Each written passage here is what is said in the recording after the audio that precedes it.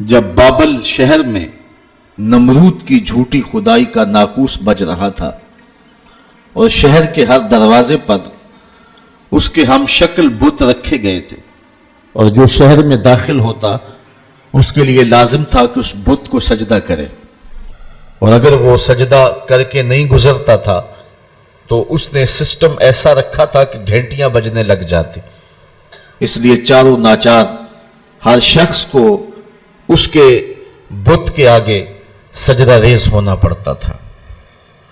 اس ماحول میں جبکہ کفر ہر سمت پھیلا ہوا تھا، ظلمتیں ڈیرا جمائے ہوئے تھی، شب دہجور ہر سمت پنجے گاڑے ہوئے تھی، اور اس کی جھوٹی خدائی کی فسوکاری لوگوں کو جکڑے ہوئے تھی، تو اس زمانے میں ایک شخص پیدا ہوا جس کو حضرت ابراہیم کے نام سے دنیا جانتی ہے۔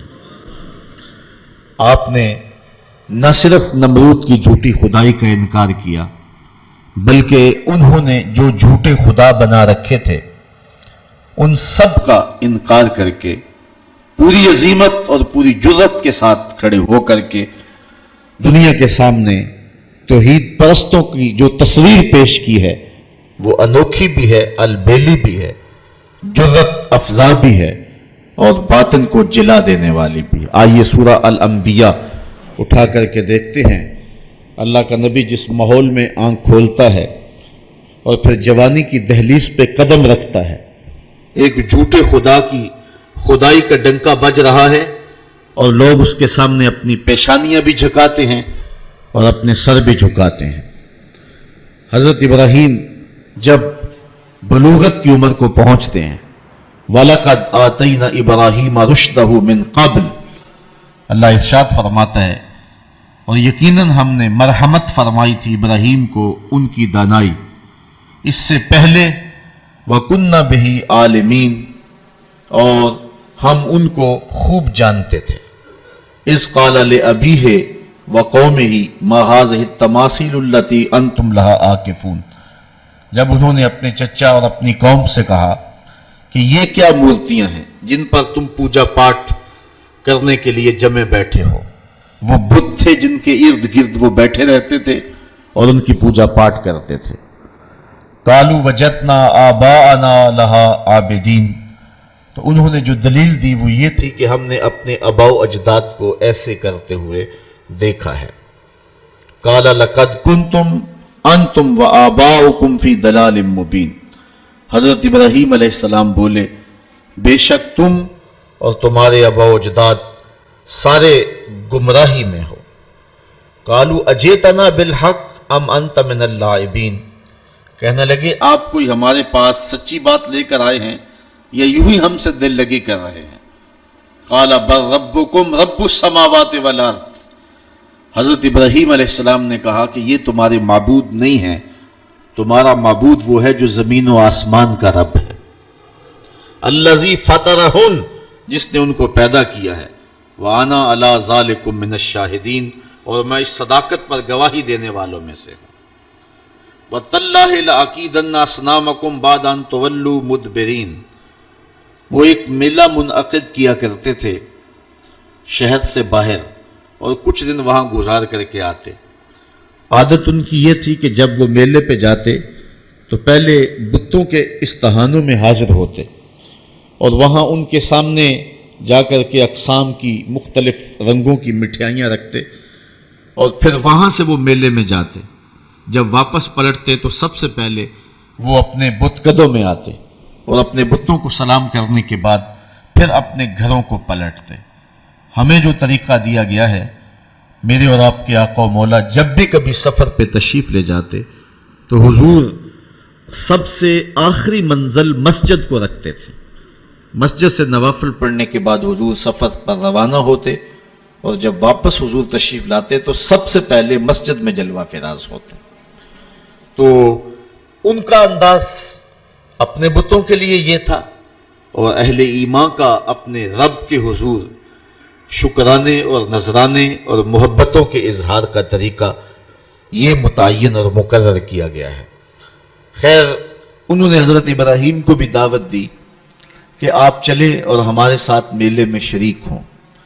حضرت ابراہیم علیہ السلام نے کہا کہ میں تمہارے اس میلے میں کیسے شریک ہو سکتا ہوں جہاں بت پرستی ہوگی، میں تو تمہارے عمل اور رویے سے پہلے ہی بیزار ہوں۔ تو خیر وہ اپنے بتوں کے سامنے طرح طرح کی مٹھائیاں رکھ کر کے میلے پہ چلے گئے۔ انہیں سان گمان بھی نہیں تھا جو کچھ ہوا ان کے آنے کے بعد۔ حضرت ابراہیم علیہ السلام نے اس موقع کو غنیمت جانا اور ہاتھ میں کلہاڑا پکڑا۔ یہ سورہ الانبیاء ہے۔ سورہ الصافات اٹھائیں، اللہ تعالیٰ جل شانہ نے وہاں سورہ الصافات کے اندر حضرت ابراہیم علیہ السلام کے اس ارادے کی تکمیل کو جو انہوں نے یہاں کیا تھا کہ میں ایک دن تمہارے بتوں سے نپٹ لوں گا، تو آپ ان کے بت خانے کے اندر کلہاڑا لے کر کے تشریف لائے۔ فراغ الی آلہتہم، ان کے بتوں کے پاس حضرت ابراہیم آئے۔ فقال الا تاکلون، ان کے سامنے انواع و اقسام کے کھانے پڑے تھے۔ حضرت ابراہیم علیہ السلام نے کہا کھاتے نہیں ہو؟ ان کی بے بسی کو ظاہر کرنے کے لیے یہ کہا کھاتے کیوں نہیں ہو؟ اب وہ بیچارے کیا جواب دیتے؟ پتھر اور مٹی کے بنے ہوئے مادوؤں کی منہ میں کون سی زبان تھی کہ جو ما فی الضمیر کا اظہار کر پاتے؟ تو حضرت ابراہیم علیہ السلام نے ان کی مسلسل خاموشی کے بعد فرمایا ما لکم لا تنطقون، بولتے کیوں نہیں ہو؟ فراغ علیہم ضربا بالیمین، یہ اللہ کے پیغمبر کا جلال ہے، آپ نے دائیں ہاتھ میں کلہاڑا پکڑ کے ان کے ٹکڑے ٹکڑے کر کے رکھ دیے۔ کسی کا کان کاٹ دیا، کسی کا سر کاٹ دیا، کسی کی ٹانگیں توڑ دیں، اور کسی کے بدن کے حصے بکھرے کر دیے، کسی کا ویسے ہی کچھ نہ چھوڑا، اس کے بالکل ٹکڑے کر دیے، بجری بنا کے رکھ دیے۔ لیکن ان کا جو بڑا بت تھا اس استحان کے اندر، اس کو کچھ نہ کہا اور کلہاڑا اس کے کندھے پہ رکھ دیا۔ اب قرآن مجید میں یہاں سورہ انبیاء میں جو اس واقعے کو بیان کیا ہے وہاں انداز دیکھیے۔ آپ نے فرمایا وَتَاللَّهِ لَأَكِيدَنَّ أَصْنَامَكُمْ بَعْدَ أَن تُوَلُّوا مُدْبِرِينَ، جب تم پلٹ کے پیٹھ پھیرتے ہوئے آؤ گے تو میں تمہارے بتوں کے ساتھ جو ہے کوئی سلوک کروں گا، ان کا بندوبست کر لوں گا۔ فَجَعَلَهُمْ جُزَازًا، تو پس آپ نے ان کو ریزہ ریزہ کر ڈالا۔ إِلَّا كَبِيرًا لَهُمْ، لیکن جو ان کا بڑا بت تھا حضرت ابراہیم علیہ السلام نے اس کو کچھ نہیں کہا۔ یہ نہیں کہ اس پر غصہ نہیں تھا، بلکہ ایک حکمت تھی، اس قوم کو رسوا کرنا تھا اور اس قوم کو لاجواب کرنا تھا، ان کے سامنے ان بتوں کی حیثیت رکھنی تھی۔ تو حضرت ابراہیم علیہ السلام نے بڑے بت کو کچھ نہیں کہا۔ لعلہم الیہ یرجعون، تاکہ وہ لوگ اس افتاد کے بارے میں اس کی طرف رجوع کریں۔ اب قوم جب واپس آئی تو معمول ان کا یہی تھا کہ وہ پہلے بت خانے میں آیا کرتے تھے۔ جب وہ بت خانے میں داخل ہوئے تو عجیب تماشا دیکھا کہ جن بتوں سے وہ مرادیں مانگا کرتے تھے، جن سے بارش کی دعائیں کیا کرتے تھے، اور جن کے ساتھ ان کی حکومت، سیاست، ان کا معاش، ان کی معاشرت وابستہ تھی، ان کے حصے بکھرے پڑے ہوئے دیکھے اور ان کی ٹانگیں ٹوٹی ہوئی دیکھی تو بہت پریشان ہوئے۔ قالوا من فعل هذا بآلهتنا انه لمن الظالمین، کہنے لگے ہمارے ان خداؤں کے ساتھ یہ سلوک کس نے کیا ہے؟ جس نے یہ کام کیا ہے وہ ظالموں میں سے ہے۔ غصے سے پیچ و تاب کھانے لگے کہ برا حال ہوا ہے، دھڑن تختہ کر کے رکھ دیا اور ان کے جسم کے ٹکڑے بکھرے ہیں بت خانے کے اندر، مٹھائیاں بکھری ہوئی ہیں، پلیٹیں بکھری ہوئی ہیں۔ تو کہنے لگے یہ کسی نے بہت برا کیا، سخت ظلم کیا ہے، زیادتی کی ہے۔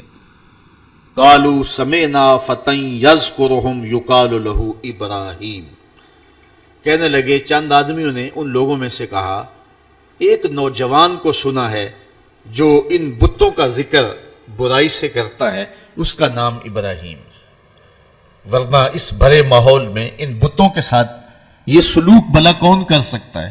ان بتوں کی ہیبت سے سارے خائف ہیں۔ ایک بندہ ہے اس پورے معاشرے کے اندر جو جرأت کے ساتھ ان بتوں کے خلاف بولتا ہے، اس کو ابراہیم کہتے ہیں۔ یہ سب کچھ اسی کا کیا دھرا ہوگا۔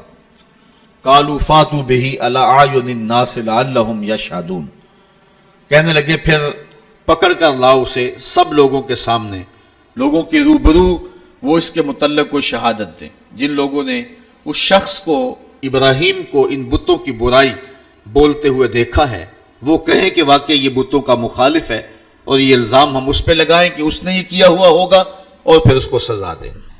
حضرت ابراہیم علیہ السلام لے آئے گئے اور ان کو پکڑ کر کے گرفتار کر کے جو ہے وہ بادشاہ کے دربار میں حاضر کر دیا گیا. آیان سلطنت بھی بیٹھے ہیں، وزراء بھی بیٹھے ہیں، مشیر بھی بیٹھے ہیں، خود نمرود بھی بیٹھا ہے، پجاری بھی، اور ان استہانوں کے اور ان بت خانوں کے پروہت بھی بیٹھے ہوئے ہیں، منتیں ماننے والے، دعائیں مانگنے والے، ان کو اپنا معبود سمجھنے والے، اپنی پیشانی ان کے چرنوں میں رکھنے والے سارے بیٹھے اور اپنے بتوں کی بدحالی پہ پیچ و تاب کھا رہے ہیں.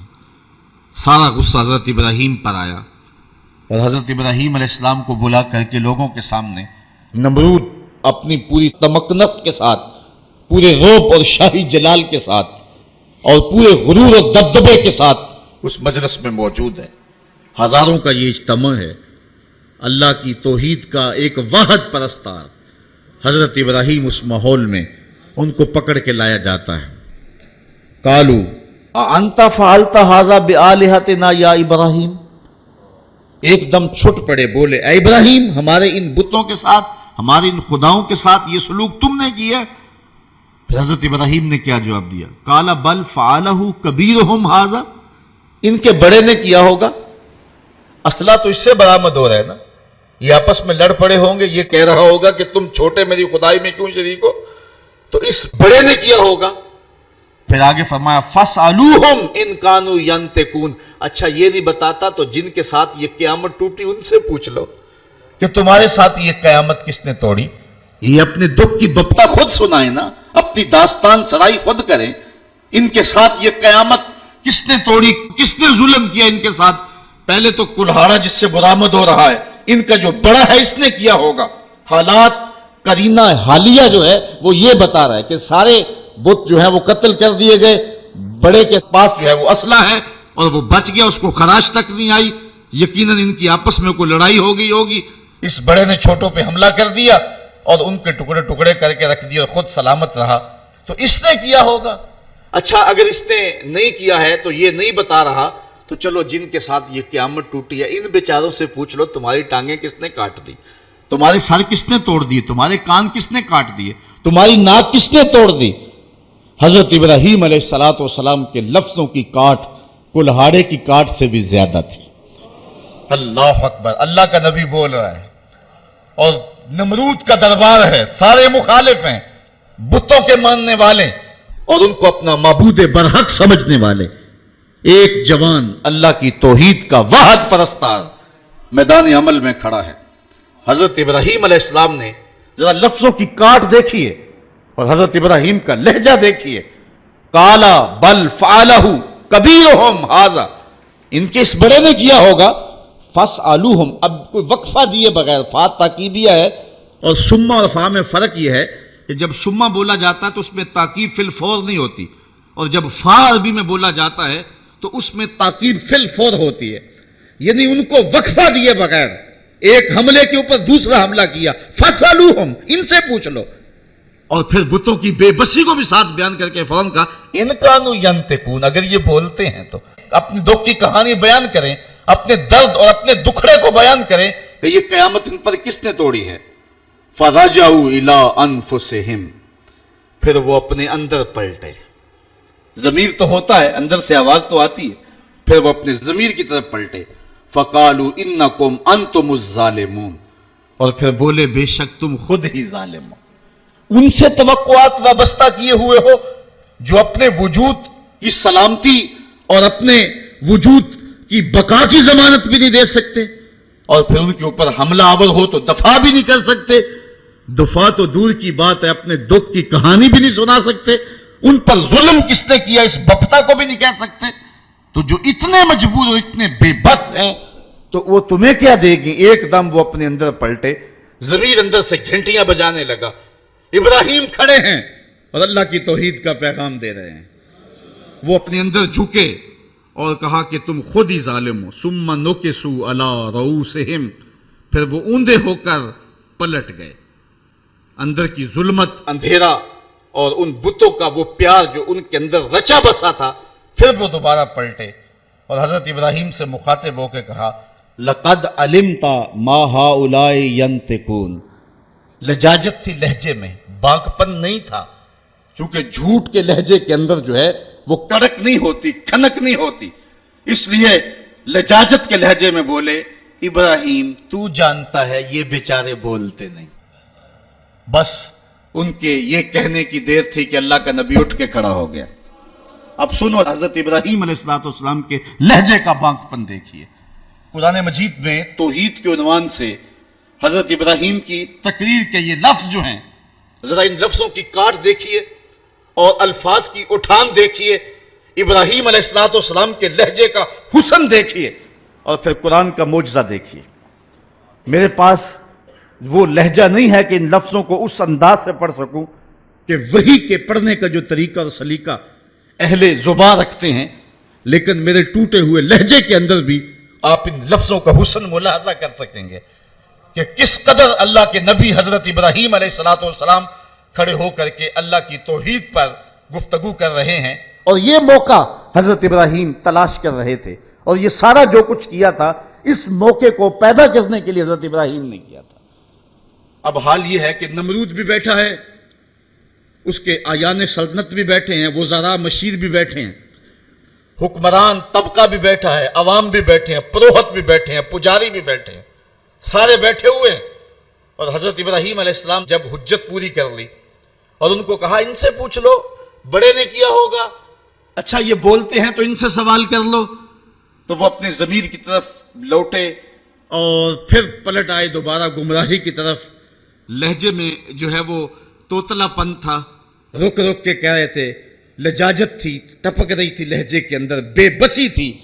حکمران ہونے کے باوجود اتنا طبقہ ایک تنہا شخص سے مخاطب نہیں ہو رہا اور آنکھیں ملانے کے قابل نہیں ہے، جھکی نظریں ہیں، زبان بل کھا رہی ہے، لجاجت ہے، پیشانی اور بدن پہ پسینہ چھوٹا ہوا ہے، اور کفر کے یہ سرغنے لجاجت برے لہجے میں کہتے ہیں لَقَدْ عَلِمْتَ مَا هَؤُلَاءِ يَنْطِقُونَ. ابراہیم تو جانتا ہے یہ بیچارے بولتے تو نہیں، ان سے کیا پوچھیں، یہ تو بولتے نہیں ہیں. بس یہ کہنے کی دیر تھی، اللہ کا نبی کھڑا ہوا. اب سنو حضرت ابراہیم کا لہجہ. قَالَ أَفَتَعْبُدُونَ مِن دُونِ اللَّهِ مَا لَا يَنْفَعُكُمْ شَيْئًا وَلَا يَضُرُّكُمْ أُفٍّ لَّكُمْ وَلِمَا تَعْبُدُونَ مِن دُونِ اللَّهِ أَفَلَا تَعْقِلُونَ.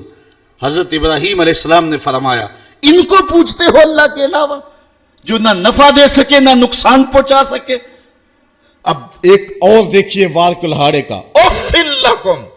ذرا دیکھیے کیسی کاٹ ہے، بیٹھے ہیں شاہب، وقت بھی سامنے بیٹھا ہوا ہے، اللہ کا نبی بول رہا ہے، ابراہیم علیہ السلام کے لہجے کے اندر جلال ہے، اور پورے رعب کے ساتھ اللہ کا نبی اللہ کی توحید کا پیغام دے رہا ہے. اُفٍّ لَّكُمْ، افسوس ہے تمہارے جینے پہ، اُفٍّ لَّكُمْ وَلِمَا تَعْبُدُونَ مِن دُونِ اللَّهِ، اور افسوس ہے تمہارے ان خداؤں پہ جن کو تم اللہ کے علاوہ پوچھتے ہو. افلا تاقلون، تمہاری کھوپڑی میں دماغ نہیں ہے، ان کو پوچھ رہے ہو جو اپنے دکھ کی کہانی بھی نہیں سنا سکتے.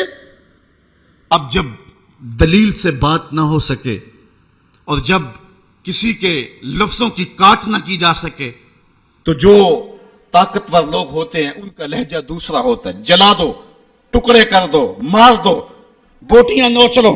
انہوں نے کہا قالو حرقوہ وانصروا آلہتکم ان کنتم فاعلین. آپس میں بولے اس کی زبان تو روکی نہیں جا سکتی، اس کے لہجے کا جواب تو دیا نہیں جا سکتا، اپنے بتوں کا دفاع تو ہو نہیں سکتا. ہمارے اس معاشرے میں یہ ایک شخص کھڑا ہو گیا اور ہمارے بتوں کے خلاف بول رہا ہے، اب اس کا جواب تو تم دے نہیں سکتے، اس طرح کرو کہ اس کو جلا کے راکھ کر دو. آج جو ٹیری جونز نے امریکہ کے اندر کتاب رحمت کے ایک نسخے کو جلانے کا اعلان کیا ہے، یہ اپنی شکست کا اعلان کیا ہے، قرآن کی صداقت کے آگے بول نہیں سکا ہے. قرآن کا یہ نعرہ، اگر اس کتاب رحمت میں تمہیں شک ہے تو اس کی مثل ایک صورت ہی لا کے دکھاؤ. یہ قرآن کا چیلنج آج بھی موجود ہے، بیروت میں، شام میں، فلسطین میں، مصر میں اور اسرائیل کے اندر کتنے یہودی ہیں جو بائی برتھ عربی ہیں اور وہ عربی کو اچھی طرح سے جانتے ہیں. یہ چیلنج ان کو دیا گیا ہے، لاؤ نا قرآن کی مثل ایک صورت. لیکن جب دلیل کی زبان بند ہو جائے اور انسان دلیل سے بات نہ کر سکے تو پھر اوچھے ہاتھ کنڈوں پہ اتر آتا ہے، پھر گالی اور گولی اس کا لہجہ ہوتا ہے، پھر وہ کہتا ہے جلا دو، ٹکڑے کر دو. تو حضرت ابراہیم علیہ السلام کے لیے انہوں نے سب نے مل کر کے یہ فتویٰ دیا، قالوا حرقوہ وانصروا آلہتکم، اس کو جلا دو اور اپنے معبودوں کو بچا لو. ان کنتم فاعلین، اگر تم کچھ کر سکتے ہو تو یہی راستہ تمہارے پاس رہ گیا ہے. اگر اپنے خداؤں کا دفاع کرنا ہے تو پھر اس کی زبان بند کرنے کے لیے یہی طریقہ ہے کہ اس کو آگ میں جلا دیا جائے. اب آگ کا آلاؤ روشن کر دیا گیا. حضرت ابراہیم کو تلوار کی ایک ضرب سے بھی کاٹنے کا اہتمام کیا جا سکتا تھا، لیکن رنگ کوئی اور تھے اور رب کو کچھ اور منظور تھا. ایک چخا تیار کی گئی اور مفسرین لکھتے ہیں کہ اتنی بڑی تھی کہ اگر اوپر سے فضا سے کوئی پرندہ گزرتا اور اس سے اٹھنے والی گرمی اور حرارت اور حدت سے وہ جل بن کر کے کباب بن کر کے نیچے جو ہے وہ گر جاتا. اب جب چخا جلالی روشن کر لی، اب ابراہیم علیہ السلام گرفتار ہیں اور ان کو پکڑ کے آگ میں ڈالیں تو کیسے ڈالیں، قریب تو جایا نہیں جاتا. ایک منجنیق تیار کی، اس کے ایک پلڑے میں حضرت ابراہیم علیہ السلام کو بٹھایا، ان کے بدن پہ رسیاں جو ہے وہ باندھی اور ان کو جکڑ کر کے اس منجیق میں رکھا کہ اس کو گھما کر کے اس آگ میں ڈال دیں گے. جب منجیق کو گھمایا جانے لگا، کارکنان قضاء و قدر میں کوہرام مچ گیا. مالک اس دھرتی پہ تیرا ایک ہی تو پرستار ہے، تیرا ایک ہی تو پوچھنے والا ہے، اگر یہ بھی نہ رہا تو پھر تیری توحید کا اعلان کون کرے گا. لیکن فطرت مسکرا کے کچھ اور کہہ رہی تھی، فانوس بن کے جس کی حفاظت ہوا کرے، وہ شمع کیا بجھے جسے روشن خدا کرے. حضرت ابراہیم علیہ السلام اس منجیق میں ڈال لیے گئے. ذرا دیکھیے توحید پرست کا لہجہ، جس دھج سے کوئی مقتل میں گیا وہ شان سلامت رہتی ہے، اس جان کی کچھ پرواہ ہی نہیں، یہ جان تو آنی جانی ہے. ابراہیم علیہ السلام کے بارے میں ان کا خیال تھا کہ جب جلتی ہوئی آگ کے بھڑکتے ہوئے شعلے دیکھیں گے تو اپنے موقف سے رجوع کر لیں گے. لیکن جن کے اندر چراغ توحید روشن ہو، بھلا وہ ان بھڑکتے ہوئے شعلوں کو خاطر میں کیسے لاتے ہیں. حضرت ابراہیم علیہ السلام چرخی میں بیٹھے اور جب اس چرخی کو گھمایا گیا، حضرت جبریل امین حاضر ہو گئے. عرض کہی، اے ابراہیم، میں اللہ کے ہاں قرب خاص رکھتا ہوں اور میرا آنا جانا سدرہ تک ہے. اگر اللہ سے کچھ کہنا ہے تو مجھے کہیے، میں اللہ کی بارگاہ میں عرض کر دیتا ہوں. تو حضرت سیدنا ابراہیم علیہ السلام بولے کہ اے جبریل، تیری مہربانی پیشکش کی، مجھے تیرے سے کوئی حاجت نہیں ہے. جبریل نے عرض کی کہ اچھا چلو اپنے رب سے خود ہی عرض کر لیجئے، اس مشکل اور آڑے وقت میں آپ کی حفاظت کی جائے. آپ کی حفاظت اس قاض کی حفاظت ہے، آپ کا بچ جانا دین اسلام کا بچ جانا ہے، اس لیے آپ خود عرض کر لیجئے. حضرت ابراہیم بولے، اے جبریل امین، مجھے یہ بتاؤ، کافروں کے دل میں یہ بات کس نے ڈالی کہ میرے لیے آگ کے یہ الاؤ روشن کیے جائیں؟ کہا رب جلیل نے. کہا اگر جلیل کی یہ مرضی ہے تو پھر خلیل کی بھی یہی مرضی. جے سونا میرے دکھ وچ راضی تے میں سکھ نو چلے ڈاواں، اگر اس کی رضا ہے کہ میں جلوں تو میں 100 بار جلنے کے لیے تیار ہوں. اچھا، انہوں نے اس منجنیق کو گھما کر کے حضرت ابراہیم علیہ السلام کو آگ میں ڈالا. حوروں کی چیخیں نکل رہی تھی، ایسے ملا تھرا رہا تھا. کارکنان قضاء و قدر پریشان تھے کہ دھرتی پر ایک ہی رب کی توحید کا متوالا اور اس کو بھڑکتی ہوئی آگ کے شعلوں پہ ڈالا جا رہا ہے. لیکن قدرت نے جو دکھلانا تھا وہ کچھ اور تھا. جب حضرت ابراہیم کو گھما کر کے آگ میں ڈال دیا گیا، ادھر حضرت ابراہیم آگ میں پہنچے، ادھر آگ کو رب کا سندیسہ پہنچا. قلنا یا نارو کونی بردم و سلامن علی ابراہیم. ہم نے آگ سے کہا، اے آگ ٹھنڈی ہو جا، اتنی ٹھنڈی بھی نہ کہ میرے خلیل کو سردی لگ جائے، ٹھنڈی بھی سلامتی کی ہونا، میرے ابراہیم پہ ٹھنڈی ہو جا. حضرت ابراہیم علیہ السلام اس آگ میں آ گئے. باہر تو بھڑکتے ہوئے شعلے تھے، اندر جنت کی ہوائیں چل رہی تھی. ایک دن نہیں، 2 دن نہیں، 40 دن تک اللہ کا خلیل اس آگ میں رہا ہے. 40 دن تک حضرت خلیل اللہ اس آگ کے اندر رہے. اندر گلزار بنا ہوا تھا، جنت کا ماحول تھا، فردوس کی جو ہے وہ بہاریں تھیں، اور باہر آگ جل رہی تھی. باہر کوئی جاتا تو وہ دور سے بھاگ آتا.